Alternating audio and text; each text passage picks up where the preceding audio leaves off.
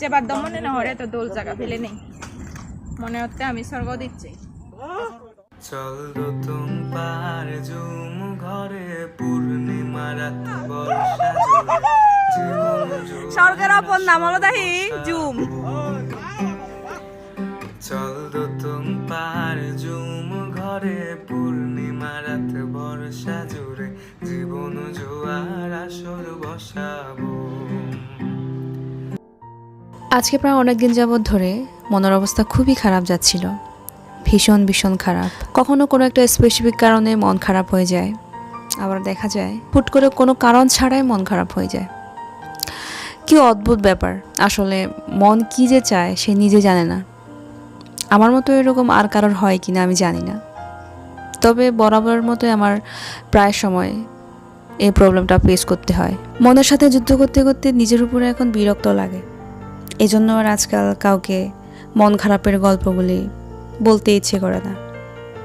বলেও কি বা লাভ হবে, সবাই তো শুনতে চায়, কিন্তু বোঝার মতো কেউ পাশে থাকে না। যাই হোক, আজকে না হয় মন খারাপের সাথে একটা মন ভালো করার গল্প শেয়ার করি। ক্যালেন্ডারের পাতা সেদিন ছিল 12 জুলাই, রোজ শনিবার। আমার এই ট্যুরটাকে আপনারা একটা অ্যাডভেঞ্চার ট্যুর হিসেবে বলতে পারেন, হ্যাপি ট্যুর হিসেবে বলতে পারেন, আবার একটা নেচার ট্রিপ হিসেবেও ধরতে পারেন। মানে যাকে বলা হয় একের ভিতর সব। এই জায়গাটাও কিন্তু আমার জন্য একদমই নতুন ছিল, আর যাদের সাথে আমি ট্রিপটা দিই তাদের মধ্যে আমরা 3-4 জন বাদে বাকিরা সবাই অপরিচিত মুখ ছিল। তবে আপনি যদি যে কোনো অবস্থাতে বা যে কোনো অবস্থান থেকে নিজেকে অ্যাডজাস্ট করতে পারেন তাহলে life is so chill and beautiful. আরেকটা মজার ব্যাপার হচ্ছে, এই ট্যুরে যারা আমার সাথে ছিল তারা সবাই আমার থেকে অনেক অনেক সিনিয়র ছিল। কেউ দাদা, কেউ মামা, কেউ দিদি, কেউ মাসি, কেউ বা দুলাভাই। আর তারা সবাই এতই কেয়ারিং ছিল যা বলার মতো না। আমার এই ট্যুরটা একবারের জন্য বোরিং মনে হয়নি।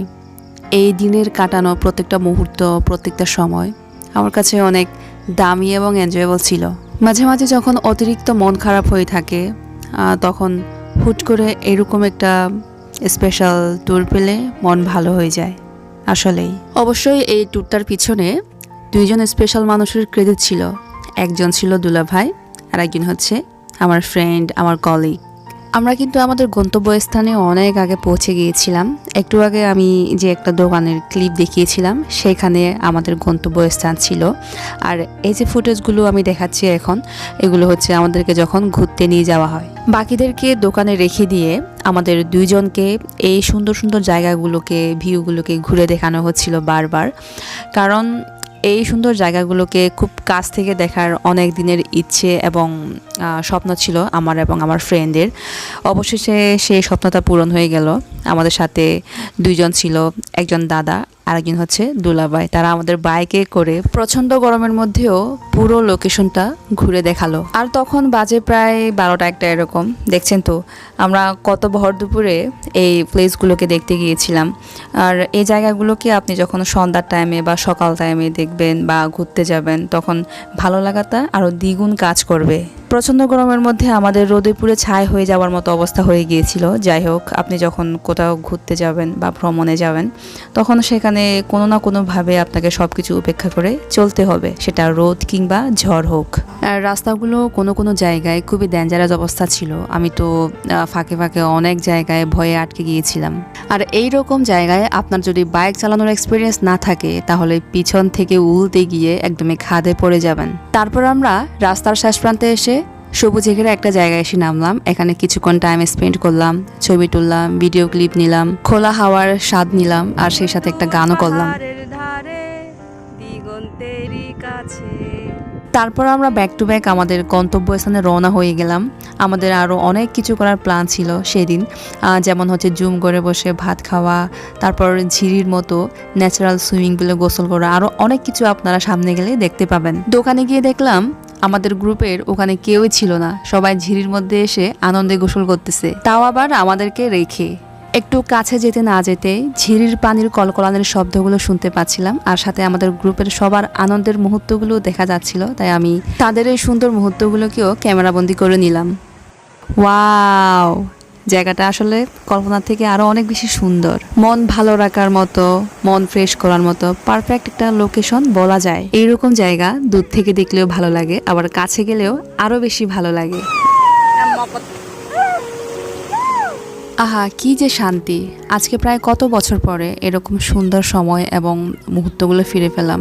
আসলে এই মুহূর্তগুলোকে দামি বলা যায়, কারণ এরকম সময় কিন্তু বারবার ফিরে পাওয়া যায় না। কারণ আমরা অনেকেই আছি যারা এই ধরনের মুহূর্তগুলোকে পাওয়ার জন্য অনেক অধীর আগ্রহ নিয়ে বা অনেক ইচ্ছে নিয়ে বসে থাকে, কিন্তু পরে গিয়ে দেখা যায় ইচ্ছা থাকলেও সেটা পাওয়ার সম্ভব হয়ে ওঠে না।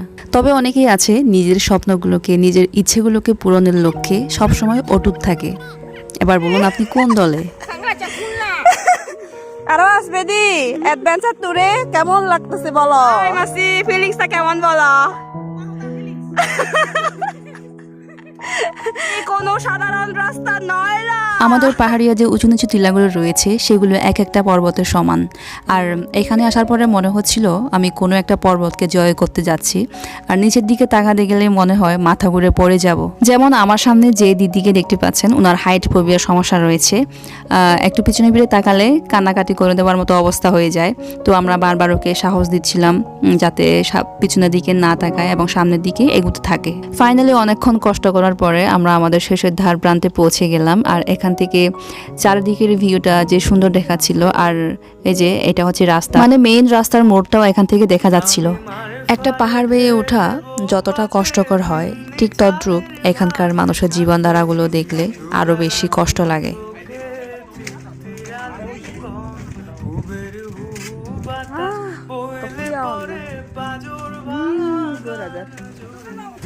এই সে আমাদের আদিবাসীদের ঐতিহ্যবাহী জুমঘর বা মাছাঙ্গরও বলা যায়।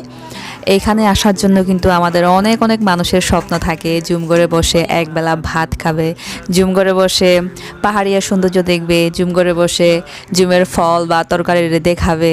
জুমঘরে আসা মাত্রই আমাদেরকে জুমের মালিক দিদি এই ফলটা কেটে দিল, যেহেতু এখন আবার এই ফলের সিজন চলছে, জুমের মধ্যে পাওয়া যাচ্ছে। এরপর আমরা যে যার মতো করে জুমঘরে বসে রেস্ট নিচ্ছিলাম, গল্প করছিলাম। তারপর হঠাৎ করে খেয়াল করলাম যে ঝুম বৃষ্টি, আহারে কি নিদারুণ একটা কম্বিনেশন। এক পাশে জুম পাহাড়ের সৌন্দর্য, আবার অন্য পাশে বৃষ্টি। দেখতে দেখতে সেই সময় অনেক বৃষ্টি হচ্ছিল এবং সাথে আমাদের খাবারের টাইমটাও চলে এসেছিল, দুপুরের খাবারের সময়টা আর কি। তো সেখানে অনেক ধরনের খাবারের আইটেম ছিল, আর যে সবজিগুলো ছিল সবগুলো জুম থেকে টাটকা কালেক্ট করা। প্রত্যেকটা আইটেমের রান্না অনেক অনেক মজার ছিল। স্পেশালি যিনি রান্না করেছেন তার হাতের মধ্যে জাদু আছে বলতে হবে। এখনো সেই দিদির রান্নার স্বাদগুলো আমার মুখের মধ্যে লেগেই আছে। এজন্য মায়ের কাছ থেকে প্রায় সময় আমি শুনি যারা খাতি জুমিয়া তারা নাকি ভালো রান্না করতে পারে। আজকে তার প্রমাণ হাতে নাতে পেয়ে গেলাম। এই যে আমার প্লেটে কিন্তু হরেক রকমের সবজি রয়েছে, যেহেতু আমি সবজি লাভার। এখানে বেগুন সিদ্ধ রয়েছে, কাঁকরোল সিদ্ধ, ঝিঙ্গা সিদ্ধ, বাঁশকরোল, তারপর হচ্ছে বাঁশকরোল দিয়ে কচুর ফুল মিক্স করা, আবার হচ্ছে মরিচ ভর্তা, আরো অনেক ধরনের আইটেম। এখানে আরেকজনের মাছ খুবই পছন্দ, মাছ দেখা মাত্র সে লোভ সামলাতে পারে না। এইভাবে করে আমরা আমাদের দুপুরের ভোজনটাও তৃপ্তি সহকারে খেলাম। আর খাবার শেষ হওয়ার পরে সবার মুখে একই কথা, খাবারটা আসলে অনেক জোশ ছিল। আমরা খাবার খেলাম, কিন্তু বৃষ্টি থেমে যাবার কোনো নাম গন্ধ নেই।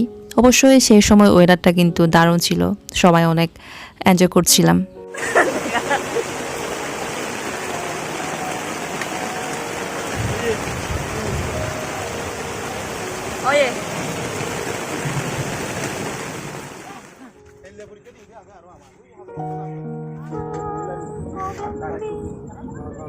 যেবার দমনে না হরে তো দোল জায়গা ফেলে নেই, মনে হচ্ছে আমি স্বর্গ দিচ্ছি।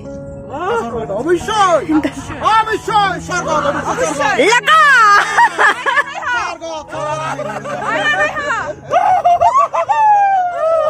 স্বর্গের অপর নাম হলো দাহি জুম। স্বর্গ দেখছি আমি, এই স্বর্গের সিঁড়ি গানিয়ান। একদম শেষ মুহূর্তে এসে আমরা সবাই মিলে একটু হই হুল্লোড় করলাম, যেটা আপনারা দেখেছেন, আর নিজেদের এক্সপিরিয়েন্সগুলো শেয়ার করলাম। জুমের মালিক আমাদেরকে বারবার রিকোয়েস্ট করছিল যে ওইখানে এক রাত থেকে যেতে, কিন্তু আমাদের সময়ের সংকীর্ণতার কারণে থাকতে পারেনি। মাত্র কয়েক ঘন্টার জন্য হলেও দিনটা অনেক মায়া মাখানো ছিল। এখনো এই দিনগুলোকে বড্ড মিস করি। আর সত্যিকার অর্থে যারা আমার মন ভালো করার পিছনে লেগে থাকে তাদের প্রতি আলাদা একটা স্পেশাল টান থেকে যায়, হয়তো এটা আজীবন থাকবে। And thanks to those people who always care about me, who always keep support for me in every situation.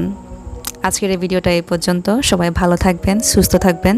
Take care, tata and bye by.